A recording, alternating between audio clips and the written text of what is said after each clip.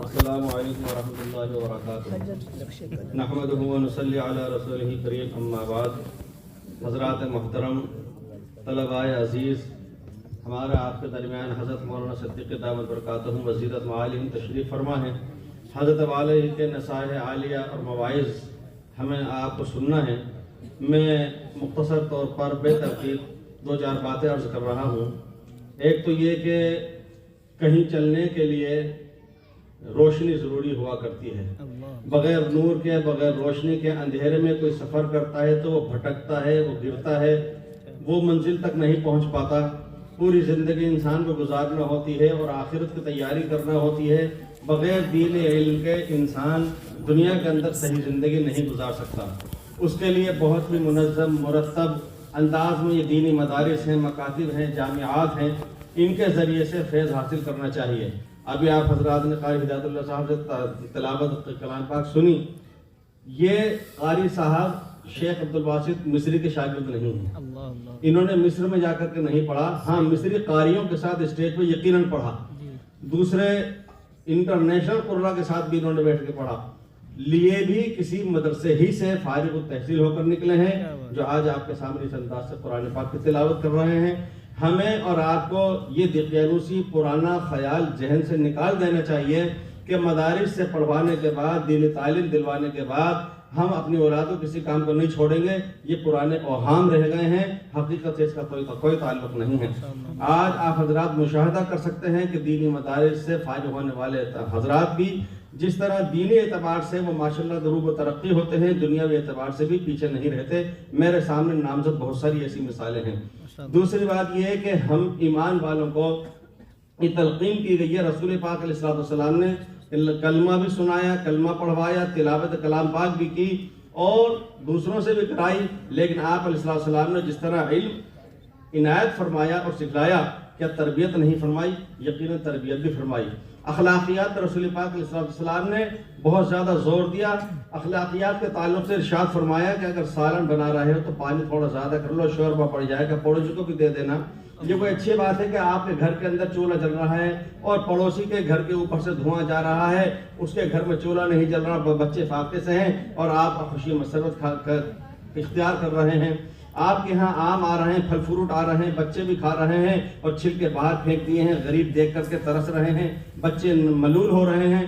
ہمیں آپ کو اخلاقیات کا شعبہ سکھلایا گیا ہے، تو ہمیں جہاں دینی مدارس میں اپنے بچوں کو داخل کرا کر کے علم حاصل کروانا چاہیے، وہاں ہمیں اور آپ کو اپنے اخلاق کو سدھارنا چاہیے۔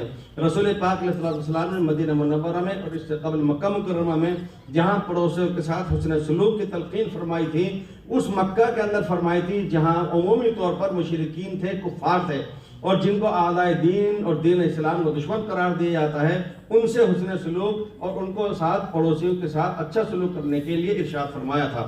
مدینہ منورہ میں جہاں حضور پاک علیہ السلام نے پڑوسی کے حقوق کی تلقین کی اور حضرت جبرائیل امین بار بار آ کر کے اسی طرف رہبری کرتے رہے، اشارہ کرتے رہے، وضاحت بھی کرتے رہے، تو وہ ان لوگوں کے بارے میں وضاحت کی گئی تھی جو یہود تھے، جو بعض ان میں سے مشرکین تھے۔ ان حضرات کے ساتھ بھی ہم یہ نہیں ہے کہ سامنے والا ایمان والا ہے تبھی کرنا ہے ورنہ نہیں، تو ہم ایمان والوں کو اپنے اخلاق کو درست کرنا چاہیے۔ ایک چھوٹا سا بچہ ہوتا ہے، اس کے اندر ہوتا ہے میں، جب وہ اس کی سوچ، اس کا ذہن، اس کا وسعت قلب اتنا ہی ہوتا ہے کہ وہ صرف اپنی ذات تک سوچ سکتا ہے، وہ اپنے باپ سے، اپنی ماں سے صرف یہاں تک کہہ سکتا ہے مجھے یہ کھلونے دلا دو، وہ مجھے کو یاد رکھتا ہے، کسی اور کو یاد نہیں رکھتا۔ اس کے ہاتھ میں کوئی کھلونا ہوتا ہے، اگر اس کو توڑ رہا ہوتا ہے تو اس کو ٹوکتا ہے تو کہتا ہے میرا ہے۔ وہ کہیں جاتا ہے تو وہ اپنے ماں باپ سے کہتا ہے کہ فلاں چیز مجھے دلوا دو، مجھے دلوا دو، میرے لیے فلاں چیز لے کر کے آ جانا۔ لیکن وہی بچہ جب 10-12 سال کا ہونے لگتا ہے، کہیں جاتا ہے تو اس کو اپنے بارے میں دوسرے نمبر پر خیال آتا ہے۔ پہلا خیال ہوتا ہے چھوٹے بچے کے لیے، چھوٹے بھائی کے لیے، میری بھانجی کے لیے، میرے بھتیجے کے لیے کوئی چیز لے کر کے چل چلوں، کھلونا لے کے چل چلوں، تو اس کی سوچ ذرا بڑھ جاتی ہے۔ جب وہ گھر کا ذمہ دار بڑا بنتا ہے تو اس کو عید کے اپنے جوڑے بنانے کی فکر نہیں ہوتی، اپنے سارے گھر والوں کے جوڑوں کی فکر ہوتی ہے، وہ اپنے پورے گھر کی نگرانی کرتا ہے۔ جیسے جیسے انسان بڑا ہوتا جاتا ہے پھر وہ اپنی برادری، سماج، محلے کے لیے سوچنے لگتا ہے۔ اسی طریقے سے میرے دوستوں، ہم لوگوں کو حکم دیا گیا تھا کہ ہم ایک وحدہ لا شریک لہ پر ایمان لائیں. اس کے ساتھ ہمیں حکم دیا گیا تھا کہ وانذر عشیرتک الاقربین، اپنے گھر والوں کو بھی تو ڈراؤ. ہمیں ہمارا فرض بنتا تھا کہ ہم اللہ کے احکامات کی طرف، ہدایت کی طرف، رشد کی طرف اور توحید کی طرف اپنے گھر والوں کو جمع کرتے بلاتے. ہمیں حکم دیا گیا تھا لتنذر ام القری ومن حولھا، کہ صرف اپنی ذات تک اور گھرانے تک محدود نہ رکھو اس چیز کو. اس ہدایت کے لیے اپنے پورے شہر کی سوچو، پورے صوبے کی سوچو، دور دور علاقوں کی سوچو. اور یہ بھی کہا ہے کہ ربک فکبر، کب وقت آئے گا کہ آپ صرف اپنے ایک محدود علاقے کو لیے بیٹھے رہیں گے. سارے عالم کی، سارے انسانوں کی فکر کر لو.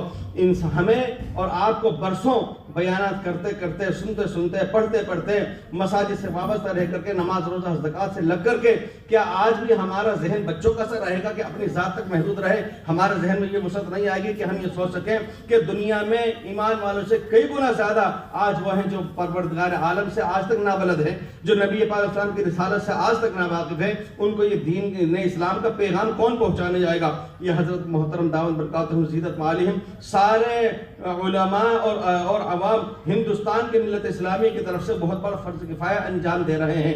آج کے جو حالات ہیں، ہر شخص اپنے اپنے اعتبار سے اس کے لیے کوئی حل تجویز کرتا ہے، کوئی نسخہ تجویز کرتا ہے. بلا شک شبہ حقیقت واقعہ یہ ہے کہ اگر سامنے والے کے دل کے اندر کچھ ہمدردی ہوگی، کچھ محبت ہوگی، تو وہ اقدام کرتے ہوئے، غلط اقدام کرتے ہوئے ڈرے گا. آپ حضرات ملاحظہ فرمائیے کہ کسی علاقے کے اندر کوئی دولت مند بہت زیادہ ہو، ایک فقیر ہے اور بالکل مفلس ہے، قلاش ہے، اس کے اخراجات آ گئے، کوئی آپریشن آ گیا، شادی بھی آ گیا، وہ پریشان ہے، اس کے پاس کہیں سے انتظام نہیں ہو سکتا ہے وہ چوری کرے، ہو سکتا ہے کہیں ڈاکہ ڈالے، ہو سکتا ہے کسی کا اغوا کرے، اس کو اپنی مجبوری کے اندر کام چلانا ہے، اس کے علاوہ پھر وہ کیا کرے. لیکن اسی علاقے کا وہ دولت مند انسان اپنے محلے کے رہنے والے کسی خاص غریب گھرانے کے اوپر کفالت کر رہا ہے، اس بیوہ کا دھیان رکھ رہا ہے، اس یتیم بچے کو اس نے پرورش میں لے لیا، وہ صدقہ فطر وہاں دے رہا ہے، وہ زکوٰۃ کی ادائیگی وہاں کر رہا ہے، حسن سلوک اس کے ساتھ کر رہا ہے. اگر اس کا مکان جلانے کے لیے جب کوئی جگمٹا آئے گا تو وہ نوجوان لڑکا بھی حفاظت کرنے کے لیے آئے گا، جان ہتھیلی میں رکھ کر کے کھیل جائے گا. لیکن وہ کیوں؟ اس لیے کہ اس کے دل کے اندر آپ کی طرف سے محبت آ گئی ہے. ہم پر فرض بنتا ہے کہ ہم ایک اللہ کا تعارف سارے عالم کے اندر کرانے کی کوشش کریں. یہ سمجھنا کہ پہلے یہی ایک کام ہوگا، اس کے بعد دوسرا کام ہوگا، اس کے بغیر دوسرا نہیں ہوگا. آپ حضرات شادی بیاہ میں دیکھا کرتے ہیں، میں بھی دیکھتا ہوں کہ ادھر زردے کی دیگ چل رہی ہے، ادھر قورمے کی دیگ چل رہی ہے، ادھر آٹا گوندھا ہوا ہے، روٹی پکانے کی تیاری چل رہی ہے.